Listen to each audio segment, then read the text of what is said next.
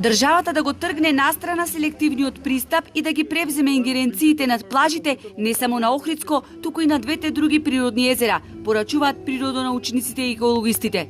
Ова свое барање го темелат на фактот што на сите плажи, наместо да се направат објекти од времен карактер, се изградјавилат цели угостителски објекти со огромни габарити.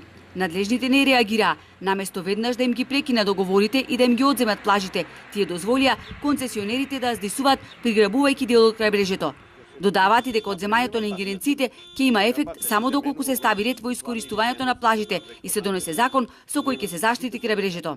Меѓутоа, мислам дека не само Охрид, дека сите плажи во Република Македонија, и на Преспанско и на Дојранско езеро, треба Министерството за транспорт и врски да си ги превземе во нивна надлежност, да управува можеби, како што во некои други држави управува јавно предпријатие со плажите, така да и се поставуваат услови за искористување на плажите. Не може на плажа која што е во оние 50 метра што викам повторно се по законот за води припаѓаат на водниот тек на реката или на езерото, секој да прави се што сака.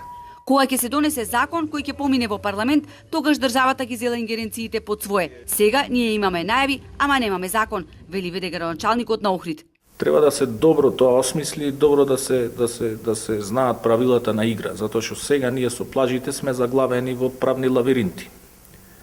Некој таму стопанисува на имот кој што не е негов, период уназад не плаќа кирија, а целата таа постапка е по судови. Концесионерите пак не сакаат да зборуваат пред камера.